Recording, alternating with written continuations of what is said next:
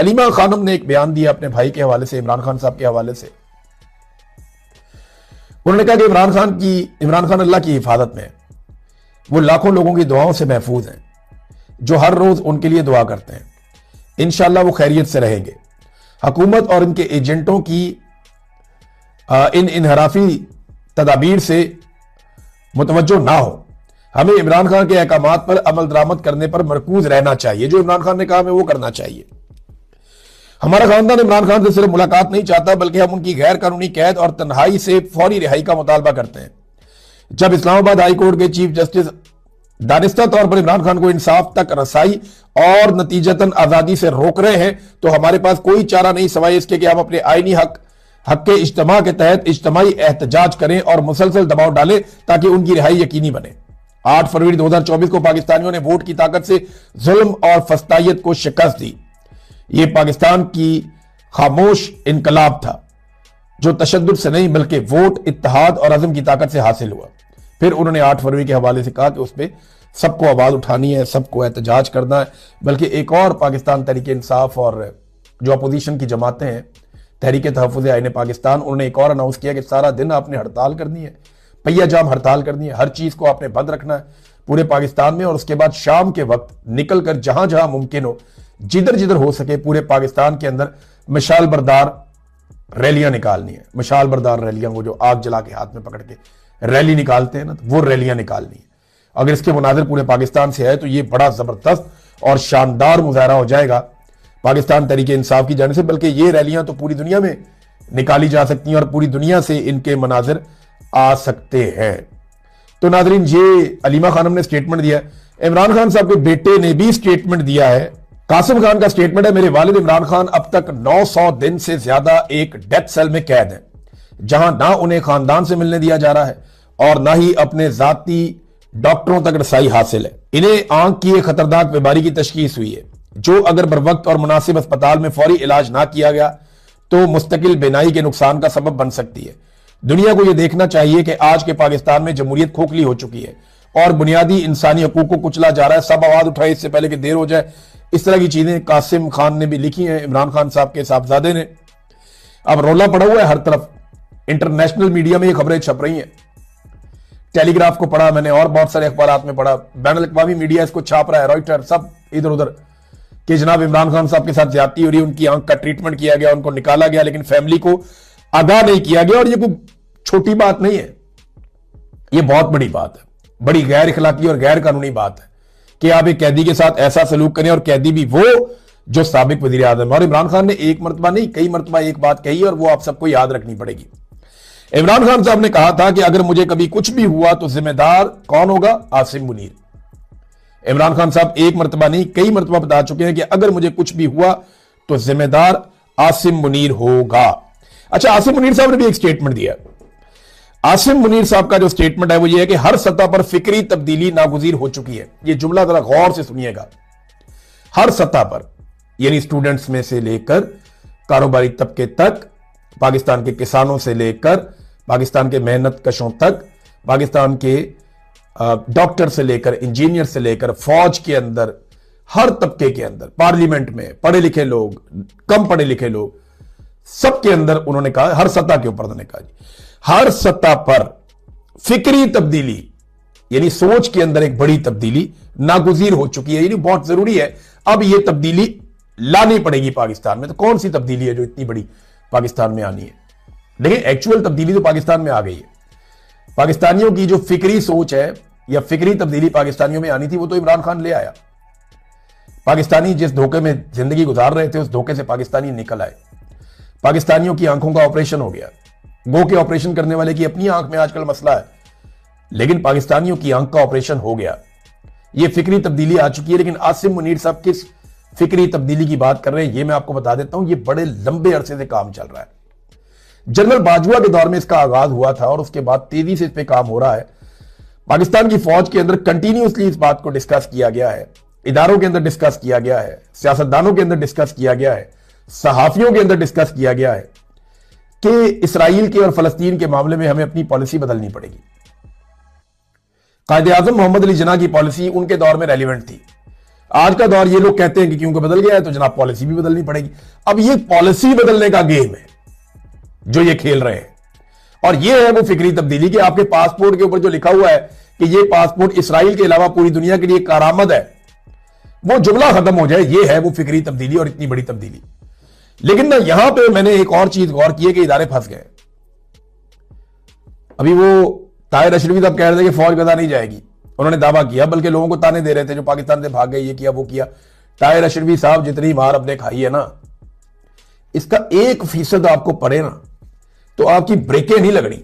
मैं आपको सही बता रहा हूं, ताहिर अशरफी साहब जितनी मार हमने खाई है ना सहाफियों ने, या मैं अपनी बात करता हूं, मैं तो बहुत कमजोर आदमी हूं, लेकिन जितनी मार मेरे जैसे कमजोर आदमी ने जितनी मार खाई है ना, ताहिर अशरफी साहब इसका 5% आपके साथ सलूक हो जाए ना, आपकी सारी जिंदगी ब्रेकें ही नहीं लगनी, आपकी चांचा ही बंद नहीं होनी।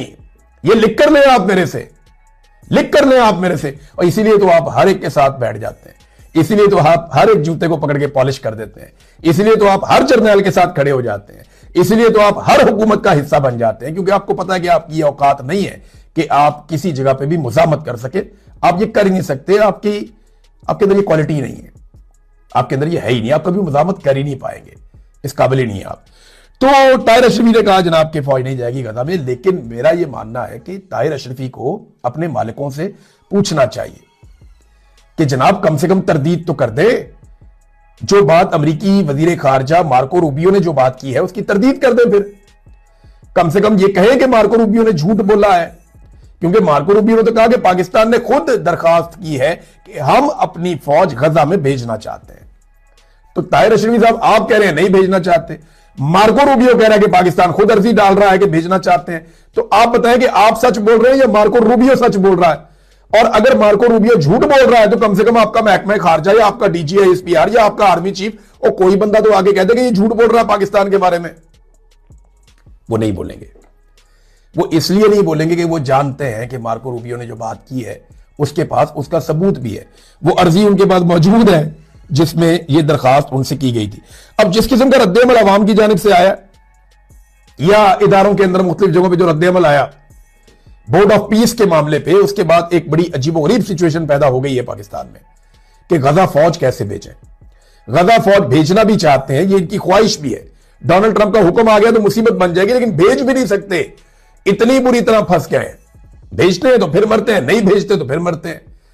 ये बहुत बुरी तरह फंसे हुए हैं और ये दावे कर रहे हैं कि हम नहीं भेजेंगे, हम नहीं भेजेंगे, लेकिन जब चैलेंज आएगा तो तब पता चलेगा। अभी कुछ कहा नहीं जा सकता, लेकिन यह बहुत मुश्किल हो गया है कि अब यह गजा फौज भेज सके या गजा में, फलस्तीन के इलाके में, गजा के इलाके में यह फौज भिजवा सके फौरी तौर पे। तो यह बहुत तकरीबन नामुमकिन होता जा रहा है, लेकिन पता कोई नहीं इनका। इन्होंने बहुत ऐसी कार्रवाइयां डाली हुई हैं, यानी वो जैसे डी चौक में इन्होंने 26 नवंबर को बंदे मार दिए थे और जिस खबर की बुनियाद के ऊपर उन्होंने मारे थे, जिसके बाद ये एग्रेसिव हो गए थे, वो खबर आप देख लें। ये है एजाज सैयद साहब की खबर थी, PTI एहतजाज, शरपसंदों ने रेंजर्स अहलकारों पर गाड़ी चढ़ा दी, 4 अहलकार शहीद, 5 जख्मी। ये कत्लेआम जो है ना वो डाल दिया गया था। कत्लेआम क्या था? एक हादसा था गाड़ी का, वो डाल दिया गया था PTI पे, और उसके बाद PTI के ऊपर धड़ाधड़ गोलियां चल रही थी। बहुत गुस्सा था सारों को, आग मुंह से उगल रहे थे, मुंह से इनके थूके और झागे निकल रही थी। अगले दिन सारे पहुंचे हुए थे जनाजे के अंदर और ये कह रहे थे गाड़ी चढ़ा दी, शरपसंदों की गाड़ी थी वो। लेकिन अब जरा खबर सुने आप। रेंजर एहलकारों की शहादत का जो केस है, इसमें इस्लामाबाद हाई कोर्ट का गाड़ी असल मालिक के हवाले करने का हुक्म जस्टिस अरबाब मोहम्मद ताहिर और इनाम अमीन मिनहास ने फैसला जारी कर दिया। मुकदमे में नामजद मुलजिम की जमानत हो चुकी है, जिसका पाकिस्तान तहरीक इंसाफ से कोई ताल्लुक नहीं था। और बंदा कहता है जी मेरा पोता बगैर इजाजत के गाड़ी ले गया था, पोता जो है वो ज़हनी तौर पे तंदुरुस्त नहीं है, लिहाजा गाड़ी वापस की जाए। जज ने कहा जी गाड़ी वापस कर दें। ये वाली खबर थी जिसको बुनियाद बना के खबर गलत छप गई, गलत खबर छुपवा दी गई कि जनाब ये शरपसंदों की गाड़ी थी PTI के एहतजाज में और इन्होंने रेंजर्स वाले मार दिए, और उसके बाद वहां कत्लेआम कर दिया पाकिस्तान तहरीक इंसाफ का इसका बहाना बना के। वो बंदा भी अपने घर में, उसकी गाड़ी छोड़ने का भी अदालत ने हुक्म जारी कर दिया। यह है नाज़रीन हालात। ईरान के ऊपर अटैक किया इसराइल ने, और ईरान ने अब तक क्या जवाबी कार्रवाई की, वो चीज़ें मैं आपके सामने रख देता हूँ। पूरी दुनिया में एक खलबली मची हुई है और मशरिक़ वुस्ता एक मरतबा फिर बड़ी जंग के दहाने पर खड़ा है। और यहाँ पे अमन व अमान को शदीद खतरा हो सकता है। ये एक बड़ी जंग भी हो सकती है, ये ऑपरेशन भी हो सकता है, यानी इसराइल ने इसको नाम दिया है राइजिंग लाइन, एक जागता हुआ शेर जो है उसका ये ऑपरेशन है। और इसराइली वज़ीर आज़म ने इसके ऊपर एक नेतन्याहू ने एक इसके ऊपर स्टेटमेंट भी जारी किया है, कुछ 7 मिनट का स्टेटमेंट है, मैंने वो सुना है। उसमें वही सारी बातें हैं जो इराक पे अटैक से पहले की गई, वही सारी बातें हैं जो अफगानिस्तान पे अटैक से पहले की गई, वही सारी बातें नहीं, वो एपिसोड रिपीट होती है जो लिबिया के ऊपर अटैक से पहले की गई, जो शाम के ऊपर अटैक से पहले की गई। अब ईरान के ऊपर हमले से पहले भी उससे मिलती जुलती बातें की जा रही हैं। और लुब्बे लुबाब उसका ये है कि इनका कहना है कि ईरान एटमी हथियार बनाने के बहुत करीब पहुंच गया है। तो मेरा सवाल ये है कि एटमी हथियार तो अमेरिका के पास भी है, रशिया के पास भी है, पाकिस्तान के पास, इंडिया के पास है, बरतानिया के पास है, फ्रांस के पास है, और वो मालिक हैं उनके पास है, कोरिया के पास है। तो ईरान के पास एटमी हथियार होंगे तो क्या हो जाएगा? हथियार तो इसराइल के पास भी बड़े खौफनाक हैं। यही हथियारों का बहाना बनाकर इराक पे अटैक किया गया। आज तक इराक ठीक नहीं हुआ। मैं सन 2000 की एक वीडियो देख रहा था, 2002 की, यही नेतन्याहू की, जब वो इराक के ऊपर हमले की हमायत कर रहे थे। और जब इसने इराक के ऊपर हमले की हमायत की तो ये कहा था कि दुनिया में अमन आ जाएगा और इराक बड़ा बेहतर हो जाएगा सद्दाम के बाद। लेकिन आपने देखा कि उस वक्त से लेकर अब तक क्या चल रहा है। इराक के अंदर लगी हुई आग बुझ ही नहीं रही, शाम के अंदर आग लगी हुई है। पूरे मशरिक़ वस्ता के अंदर बहुत सारे ममालिक जहां पे मगरबी मफादात का तहफ़्फ़ुज़ नहीं है, या चले अमेरिका और उसके इत्तेहादियों का तहफ़्फ़ुज़ नहीं है, वहां पे हालात अच्छे नहीं है। अब ईरान जो है वो एटमी सलाहियत हासिल कर रहा है और ये वो एतराफ़ भी करते हैं, वो ये कहते हैं बिल्कुल हम ये कर रहे हैं, हमारा ये हक है। इनके पास मिसाइल की टेक्नोलॉजी भी है। ईरान ने बहुत सारे मिसाइल बनाए हैं, इनमें कुछ मिसाइल ऐसे हैं जो इसराइल तक जाके वहां पे अटैक कर सकते हैं। यानी जो सबसे इंपॉर्टेंट ईरान के पास हथियार है जो जा सकता है इसराइल तक, उसका नाम है शहाब 3। ये ऐसा मिसाइल है कि ये जाके इसराइल को हिट कर सकता है, क्योंकि इसकी रेंज लगभग 2000 किलोमीटर और इससे ज्यादा है। अब जब इसकी रेंज आप लेते हैं तो ये इसराइल तक जाता है। बाकी जो ईरान के हथियार है शहाब 1, ये 300 किलोमीटर तक जाता है, ये इसराइल तक नहीं पहुंच सकता। इनके पास फतह मिसाइल है, वो 500 किलोमीटर तक जाता है। शहाब 2 जो है वो भी 500 किलोमीटर तक जाता है। जुल्फ़िकार है वो 700 किलोमीटर तक जाता है। कायम 1 है वो 750 किलोमीटर तक जाता है। लेकिन कुछ मिसाइल्स ईरान के पास ऐसे हैं जो इसराइल तक जा सकते हैं। ईरान ने ड्रोन्स के ऊपर और मिसाइल्स के ऊपर काम किया। इसराइल के खतरे को लेकर या इसराइल के मामले को लेकर ईरान की 2 स्ट्रेटेजी रही है। एक तो ईरान जो मुजामती ग्रुप है उनको सपोर्ट करता रहा, इसराइली जुल्म और ज्यादती के खिलाफ ईरान ने सपोर्ट किया, हिजबुल्लाह को सपोर्ट किया, दीगर तंजीमों को सपोर्ट किया। और इसराइल बड़े लंबे अरसे से अटैक करता आ रहा है ईरानी कमांडर्स के ऊपर या उन लोगों के ऊपर जो ईरान के साथ जुड़े हुए हैं या जो इसराइल के खिलाफ काम कर रहे हैं। जैसा कि इन्होंने लबनान में किया, बैरूत में किया, जैसा कि इन्होंने शाम में किया और दीगर आसपास के मुल्कों में इसराइल ने ऑपरेशंस की है इंटेलिजेंस बेस्ड, और उन्होंने बड़े अहम कमांडर्स को शहीद किया है इसराइल ने। अब ये उनकी इंटेलिजेंस है, उनका इंटेलिजेंस का एक तरीकाकार है जिसमें वो कामयाब हो जाते हैं। अब ईरान में बड़े बड़े टारगेट हासिल किए हैं। मिसाल के तौर पे कासिम सलमानी, इस्माइल हानिया, ईरानी एक सदर है, वो भी शहीद हो गए थे। तो ईरान बार बार यही कहता है कि ये इसराइल कर रहा है और इसराइल बड़ी कामयाबी से अपनी इंटेलिजेंस के जरिए से ईरान के अंदर कार्रवाइयां करता है। अब पूरी दुनिया को पता था कि इसराइल ईरान पे अटैक करने वाला है। अमेरिका भी कह चुका था, ईरान खुद भी कह रहा था, मशरिक़ वस्ता में इसके ऊपर बात हो रही थी। दुनिया भर के जितने दिफाई तज्ज़ियाकार हैं वो यही बात कर रहे थे कि किसी भी वक्त इसराइल ईरान के ऊपर अटैक कर सकता है। तो ईरान ने अपना इंटेलिजेंस का बंदोबस्त तो किया होगा। ईरान ने जो अपने जनरल्स हैं, अपने साइंसदान हैं, उनको महफूज बनाने का बंदोबस्त भी किया होगा। लेकिन इसके बावजूद ईरान को यह देखना पड़ेगा कि बार बार उनके अंदर एक इंटेलिजेंस फेलियर होता है, बार बार उनके अंदर से इंफॉर्मेशन निकलती है और इसराइल को बिल्कुल एग्जैक्ट इंफॉर्मेशन मिलती है।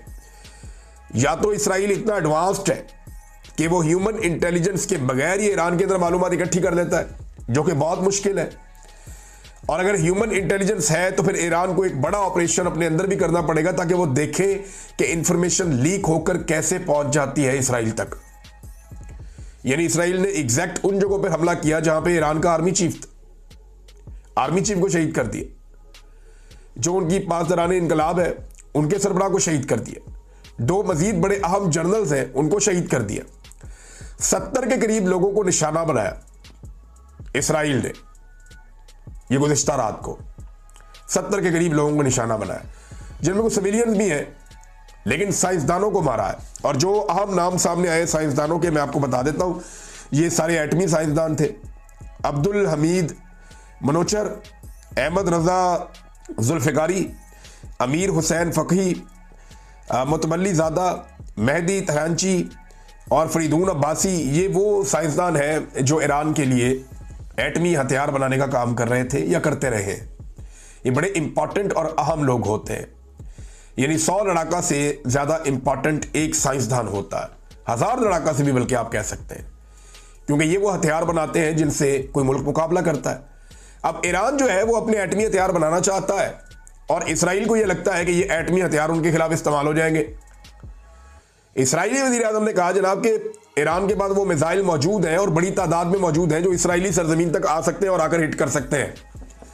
इसराइल के पास एक आयरन डोम एक सिस्टम है एयर डिफेंस का, जिसको दुनिया का बेहतरीन सिस्टम वो कहते हैं कि जनाब कोई भी चीज़ आएगी हम उसको हवा में रोक लेंगे। तो मिसाइलों को, ड्रोन्स को वो हवा में रोकते हैं। अभी उन्होंने दावा किया कि 100 के करीब ड्रोन्स जो हैं वो ईरान की जानिब से आए जिन्हें रोक लिया गया है। हालांकि जो उर्दन की हुकूमत है उनकी तरफ से भी ये मौक़िफ़ आया कि उर्दन की फ़िज़ाई हदूद में ईरान की जानिब से आने वाले ड्रोन्स को नाकारा बनाया गया या गिराया गया है। इस पर बाद में बात करते हैं। लेकिन इसराइली वज़ीर आज़म का ये कहना है कि अगर ईरान अपने एटमी हथियार बना लेता है जिसके वो बहुत करीब पहुंच गया है, तो यही मिसाइल जब कल को इसराइल की तरफ आएंगे बहुत जल्द, तो ये एटमी हथियारों से या सलाहियत से लैस होंगे, तो फिर इसराइल की तबाही है। ये इसराइल ने ये खौफ फैला के इसको जवाब बनाया है ईरान के ऊपर अटैक का।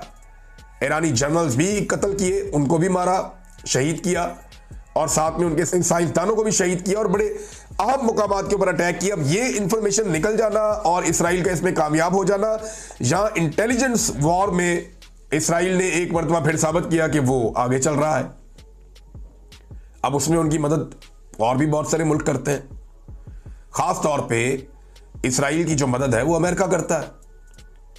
इसराइली वज़ीर आज़म ने अपना तैयारा भिजवा दिया यूनान में, इस खतरे से कुछ इतलात ऐसी भी आ रही थी कि ईरान की इस तैयारे को हिट ना कर दे, और हो सकता है इसराइली वज़ीर आज़म इस वक्त इसराइल में मौजूद ही ना हो, कहीं और से बैठ के ऑपरेट करे। तो वो अपनी पूरी एक हिकमत अमली बनाकर चलते हैं। छोटा सा मुल्क है, बिल्कुल बहुत ही छोटा सा मुल्क है। इसके साथ उर्दन है, उर्दन के बाद आगे इराक है, उसके बाद ईरान है। लगभग 2150-52 किलोमीटर का फासला है। ये इतने बड़े फासले से आकर जो इसराइली फजाइया है वो अटैक करे या उनके हथियार जो है वो वहां पहुंचे और ईरान में आकर अटैक करें, तो 2 मुसलमान मुल्कों के ऊपर से वो गुजर कर जा रहे हैं। उर्दन के ऊपर से इसराइली हथियार जाते हैं और जाकर ईरान के ऊपर गिरते हैं, तो उर्दन ना इंटरसेप्ट करता है, ना वार्निंग जारी करता है, ना उन्हें रोकता है, कुछ नहीं करता। लेकिन जब ईरान की जानिब से कोई चीज इसराइल की तरफ जाती है तो उर्दन बाकायदा क्लेम करता है कि हमने उसको नाकारा बना दिया, क्योंकि हम अपनी फिजाई हदूद को किसी भी जंग के लिए इस्तेमाल नहीं होने देंगे। अब सवाल यह पैदा होता है कि उर्दन ने अगर यह फॉर्मूला रखना है तो इसराइल और ईरान दोनों के लिए रखना है ना, कि हम इस जंग का हिस्सा नहीं बनना चाहते, हमारी फिजाई हदूद को आप लोग इस्तेमाल ना करें, ना इसराइल करे ना ईरान करे। लेकिन हो क्या रहा है? हो ये रहा है कि ईरान की तरफ से कोई चीज आती है, वो गिराते हैं, वो कहते हैं जनाब हमने इसको नकारा बना दिया। इसराइल की तरफ से जाती है, वो खामोशी इख्तियार करते हैं, इसके बारे में बोलते ही कुछ नहीं, बताते ही कुछ नहीं। दूसरा, कुछ जो दिफाई तज्जियाकार है वो ये दावे कर रहे हैं कि ये मुमकिन नहीं है कि इतने भारी हथियारों के साथ इसराइली तैयारे मूव करें और वो जाएं और जाकर ईरान में कार्रवाई करें और रीफ्यूलिंग के बगैर वापस आ जाएं। रीफ्यूलिंग का मतलब ये है कि आपको ईंधन चाहिए होता है ना जहाज़ों को उड़ने के लिए, जेट्स को, और ये एक बड़ी लंबी परवाज़ है। यानी 2100-2200 किलोमीटर आप जा रहे हैं, उतना ही वापस आ रहे हैं, फिर ईरान के अंदर आप अटैक कर रहे हैं। ईरान की फिजाइया ना होने के बराबर है, ये हम सब जानते हैं। फिजाइया के मैदान में इसराइल बहुत सुपीरियर है ईरान से, जबकि फौज की तादाद अगर आप देखें तो ईरान की फौज इसराइल से 6-7 गुना बड़ी है, 6 गुना बड़ी है। आबादी के लिहाज से देखें तो वो बहुत बड़ा मुल्क है, रकबे के लिहाज से देखें तो बहुत बड़ा मुल्क है, लेकिन दिफाई बजट अगर आप देखें तो डबल से ज़्यादा है इसराइल का दिफाई बजट ईरान के मुकाबले में। वो अमीर मुल्क है, लेकिन क्योंकि इनकी सरहदें साथ साथ नहीं मिलती तो इनकी फौजी लड़ाई होने का इम्कान नहीं है। सरहदें एक दूसरे के साथ नहीं मिलती।